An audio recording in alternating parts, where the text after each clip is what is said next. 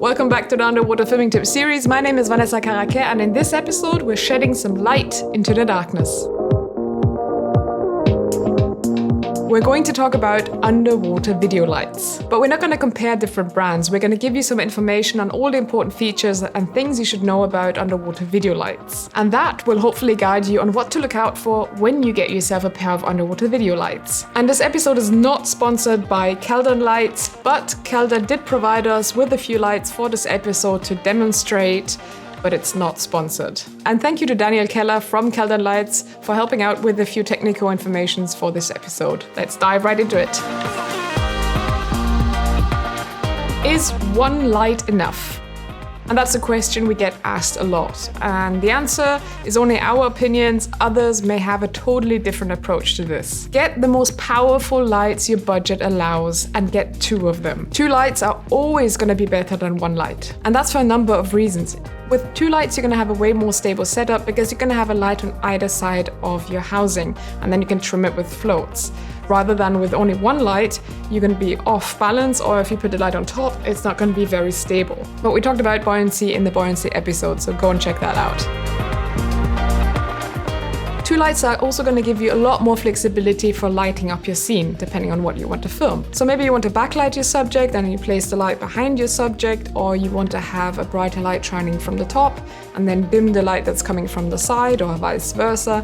2 lights are going to give you way more creative flexibility. And also a very important part, 2 lights are going to cover and brighten up a wider area in your shot in comparison to only 1 light.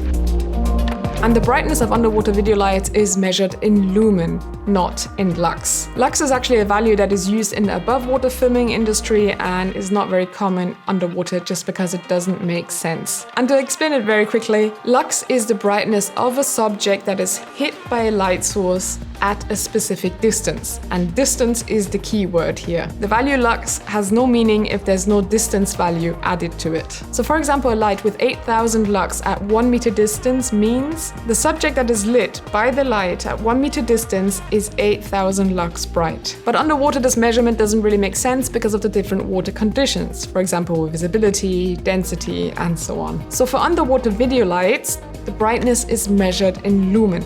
So not how bright the subject is when it's being lit by a light source at a specific distance, like lux. Lumen simply means how bright the light source itself is. So if a light has 8,000 lumen, it simply means that the LED light panel is 8,000 lumens bright. And for underwater video lights, it ranges from 1,000 lumen to 15,000 lumen, or even up to 24,000 lumen. But then we're talking really high-end, expensive underwater video lights. So what brightness do you need? As mentioned, get the most powerful lights your budget allows. There is no optimal brightness, but more is always better. And you can always dial down your power if you have too much power, but you cannot dial in more power if you don't have more power. And especially if you're filming with filters, for example, ambient filters on your lights, or you're using a red filter on your camera lens, or both together, then that's going to block a few stops of light. So you're going to need more power to compensate for that loss. So having really bright lights is definitely going to benefit you. So anything around 8,000 lumens and above is a really good start. But it's really hard to say because it really depends on what you want to film. So now you know the video light power is measured in lumen. What about the color temperature? The color temperature is measured in Kelvin. We talked about Kelvin in the white balancing episode, so go and check that out if you want to know more about it. Most underwater video lights are between 5,000 and 6,000 Kelvin. The KELDAN lights are 5,600 Kelvin, and that's important for you to know. Because if you're using video lights as your only light source, for example, cave dive, night dives, then you want to set the white balance Kelvin value of your camera to match the Kelvin value of your video lights. So make sure to know what the Kelvin value of your video light is. Aside of lumen and Kelvin, you also have a third value that is called CRI, Color Rendering Index. This is measured by how accurate the color of the artificial light is in comparison to the natural sunlight. 100 being 100% accuracy. So anything above 80 CRI is fine for underwater filmmaking. And this is a value that you should be really paying attention to. Well, yes and no. If you're a high-end underwater filmmaker for example, BBC or National Geographic or anything like that, then of course CRI is going to be very important. But for beginners and for people that just want to enjoy a bit of underwater filmmaking, it's not that important. But of course, the higher the CRI value is, the better colors you're going to get. And here's a little light quick tip. If you film a lot of wide angle and you have to choose between a light that has a high CRI value or you have a light that has a high lumen output, then rather choose a light that has a high lumen output, because if you're filming wide angle, you're going to need a lot of power to brighten up that scene, rather than having 100% accurate colors and not being able to brighten up your scene properly. But on the other hand, if you're filming a lot of macro, then a higher CRI is going to be better for you because you're really close to your subject and there you want to have accurate colors. But it really depends on what you want to film. And sticking to the topic of colors, we do recommend to use lights that have the ambient filter option. Simply because ambient filters solve the mixed light problem when you film with natural light and artificial light. So when you do a manual white balance to the ambient light and then turn your video lights on, your scene is too red. And that happens when you do a manual white balance to the blue ambient light. It enhances the red color spectrum to compensate for the blue. But then it also enhances the red wavelength in your underwater video lights, and then the scene turns to red. So if you use ambient filters for your video lights, you're not going to have that issue anymore. So when you're choosing your video lights, this is an option that you should think about. But if you want to know more about this, go and check out the filters episode. What is the difference between a low quality and a high quality underwater video light? So for example, you compare an 8000 lumen cheap light to a 8000 lumen more expensive light. The differences are going to be the build quality and the durability of the lights. So the battery, the housing, and the knobs or buttons or whatever you have. And then of course, the quality of the LED panel itself. And equally important is the runtime at maximum output. And last but not least is customer support and service. So if you do have an issue one day, how easy is it to get spare parts or to get the light repaired? And that doesn't always mean product failure. I mean, that can be user failure as well. So now go and get yourself a fancy video light. I would just wait here. Are you done? Oh, you got a video light with tons of different LED colors? And that was a bargain too. Wow, not bad. Or not? No, not really. There are tons of video lights out there that have different LED colors all in one light. And of course I can understand why you would want to get one of those, because you have different options all in one light, but it doesn't really make sense. So for example, white LED, red LED, and maybe a UV LED for fluorescence. And by the way, if you want to film fluorescence, then I'd rather get a 450 nanometer blue light instead of an ultraviolet light. You can have more marine light fluorescing with 450 nanometer blue light in comparison to ultraviolet light. That just on a side note. But if you just want a sneak peek into the fluorescent world, a light with a UV option may be nice to have. But it won't give you the best results, and it will certainly not be strong enough for serious fluorescent filmmaking.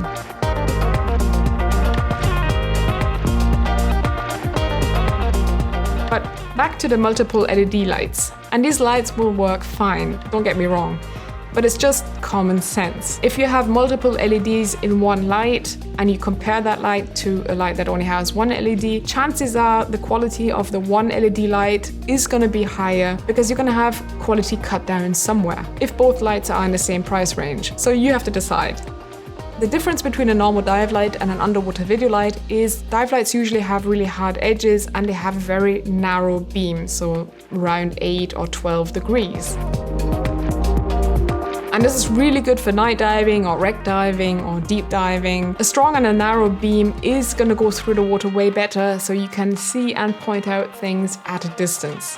But underwater video lights are made for brightening up the scene in front of you, so they're going to have a very wide beam. But they're not going to work very well to brighten up things at a distance. They're going to work very well to brighten up things right in front of you, but not at a distance. But bear in mind that the beam angle underwater can be different than above water. This will depend on how the glass is manufactured on your video light. If you have a video light with a big dome, the beam angle above water and underwater is going to be more or less the same. If the glass on your video light is flat, the beam angle is going to be narrower underwater in comparison to above water. And that's just due to physics and how the light breaks through the glass and the water. So just remember, domes are going to give you more or less the same angle above water and underwater, and the flat glass video lights are going to give you a narrower beam angle underwater.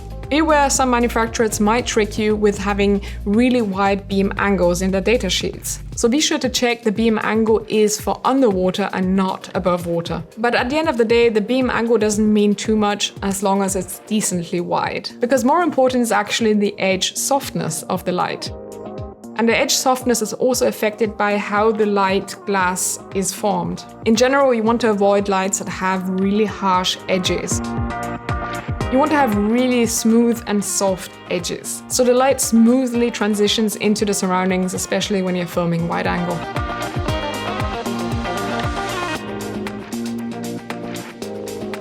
So the rounded glass is not only going to give you a wider angle, it's also going to give you softer edges in comparison to a flat glass. And some lights also have a diffuser built in, and that's going to give you even softer light. But if you're shooting a lot of macro, a big wide beam with soft edges is not going to be that big of a deal for you, because you're so close to the subject, you're not going to really see the edges of the beam anyway. So if you're shooting a lot of macro, then the edge softness is not that important, and you can use video lights that have a flat glass. But again, if you're shooting wide angle, make sure to have lights that have rounded glass. So let's get into some more important parts of the lights. The batteries. If you have lights that have integrated batteries, so you cannot take the battery out of the light, you're gonna have to charge them somehow. And usually there's some sort of connection. And here you really have to make sure that the connection is always clean and dry, otherwise you're gonna damage the connection and then you cannot charge your light anymore. So we prefer to use interchangeable batteries for a number of reasons. You can change them easily if there's any issue. You can have multiple batteries and then you can charge them in between dives, or you have a spare set for a day trip. And if you use the common brands and you're, for example, on a liveaboard, chances are pretty high someone else is gonna have the same lights as well, if needed. But there are differences between the interchangeable batteries.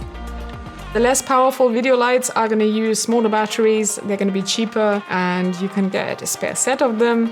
The more expensive lights, the interchangeable batteries are going to be more expensive.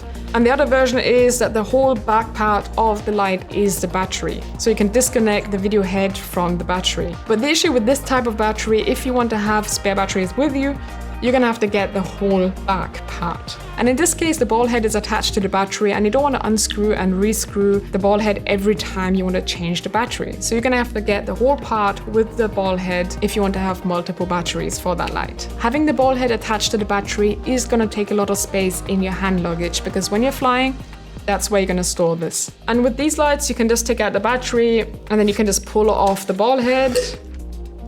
So you save space, and also with these kinds you can just pull off the connection as well. And then you can take out the batteries and store them in your hand luggage. And if you have video lights where you can take out the batteries, you can actually store the video light in, for example, a pelly case, and put it in your checked luggage and just keep the battery itself in your hand luggage. So you will save some space in the hand luggage. It's just an example, and it's something to think about. And talking about batteries, there's a super important thing that you need to know about, and that is the battery runtime. And this is really a situation where you're going to benefit from if you choose a higher quality light in comparison to a lower quality light. So for example, the fact sheet of a manufacturer says 5000 lumen, 1 hour runtime at maximum power. It doesn't necessarily mean that the light is going to run 1 hour with 5000 lumen. If you have a low quality light, it may mean that you have 5000 lumen measured in the lab at the start of your 1 hour runtime maximum output, and then it will slowly reduce throughout your dive. So at the end of the dive, or at the end of 1 hour, it may be 4000 lumen or even 3000 lumen. And when you're filming underwater, you're not going to really notice that decrease of the light power, because your eyes are going to adapt to the decreasing brightness. But with industry standard lights like the KELDAN lights or any other high quality manufacturer, you're not going to have that issue. So what can you do to test if your light has this issue? You can use your bathroom or any other room that you can darken down completely, and then you put your light in your bathtub or in any other basin and fill it up with water. You set up your camera on a tripod, and then you set the camera to full manual. So manual ISO, aperture, shutter speed, and white balance. And then you take a photo, for example, every 5 minutes throughout the runtime of the maximum output. So for example, 1 hour or 45 minutes, depending on what the manufacturer says. And after that, you can compare the images and see if the light decreases throughout the runtime or not. And also you can use a timer to see if the maximum runtime of the manufacturer is correct. And it's really good to know if the battery is going to last as long as the manufacturer says, because of safety. For example, if you're doing night diving or cave diving. I know this is a long episode, but hang in there. It's really important to know all of these things so you can choose the right lights for your specific needs. And speaking of batteries, it's really nice to have a charger indicator. It's important to see how much battery you have left during your dive or later on when you're charging the battery. Some manufacturers will just have one LED light and that will change in color depending on the status of the battery. But having the charger indicator at the back of the light is really handy because when you're filming, you can actually see how much battery runtime you still have left when you have the camera in front of you. Some manufacturers will provide interchangeable LED modules and some manufacturers will provide interchangeable LED heads. This will vary depending on the brand. So with these types of lights, you can actually swap the whole video head. And with these types of lights, you can take off the front and then you can swap the LED module itself. In this case, you have the white one, and then here you have the blue one for fluorescent filming. It's good for you to know there are different brands out there that have different LED modules or video heads if you want to do something specific. And then there are other features like the weight of the video light. And you want to know how much your light weighs underwater because you're going to need the corresponding floats to compensate for the weight of your video light. Check out the buoyancy episode if you need more information on that. You want to add enough floats to make your system neutrally buoyant so that it floats nice and steady in front of you. And usually these informations are provided on the manufacturer's website, so go and check that out. Bear in mind that this measurement is made in fresh water, so in salt water your setup is going to be slightly lighter. Next up is different mounting options. And this simply depends on what system you're using. Just make sure that the manufacturer provides the mounting options that you need. So either the Ballhead mounts or the YS mounts. These are the most common ones. The way you operate the light is very important as well. So how does it work for you? How are the mechanics? How do the buttons feel? Do you need one hand? Do you need both hands to turn on and off the light? Can you dim the light? And how many steps can you dim the light? Can you operate the light with gloves? These are all things you should consider and you should try out beforehand. It's a lot simpler to change between the power modes with the dial because you can actually see in what mode you are, in comparison to a light with only one button. And lights that only have one button, you're gonna have to cycle through all the power modes to get to the power mode that you need. But it's also important to note that some brands also have remote controls that you can attach to your housing and you can operate the light via the remote control. This can be a really handy tool. And now a few tips when you're traveling with underwater video lights. Take the batteries out of the housing if you can, and drain the battery power to around 30% for safety. And have a copy of the data sheet with you, because some airport controls want to see how much watt hours your battery has. And usually the limit is around 100 watt hours per battery, but that can depend on the airport, so be sure to check that. And please keep the batteries in your hand luggage. If you have an issue with the batteries, you can access them in the hand luggage, but not if you put it in your checked luggage. And maybe the luggage control is not even going to leave your luggage through with the batteries in your checked luggage. If you cannot take out or disconnect the battery, then take the whole light into your hand luggage. An important last thing, always have a backup light with you, especially if you're doing night diving or cave diving. Don't only rely on your video lights, things can go wrong. The batteries maybe not properly charged. Always bring a backup dive light with you just to be safe. And another last thing, if you have O-rings, make sure to clean them and grease them properly. And now the very last thing. I started out with very cheap and low quality video lights, and in my experience, when you buy cheap, you buy twice. So better save up and invest in a good pair of lights that are gonna last you multiple years and multiple camera setups. If you get good quality lights and you decide to upgrade at one point, then you can always sell your video lights, or if you cannot afford high quality video lights, try to get them second hand. Okay, that was it. I hope you liked this video. If you did, give it a thumbs up, subscribe to the channel, and if you have any comments, leave them below. And we would really love to hear if you're using video lights already, and if yes, what kind and what you like about them. And also let us know what topics you want us to cover in upcoming episodes. Safe diving, and I will hopefully see you in the next episode.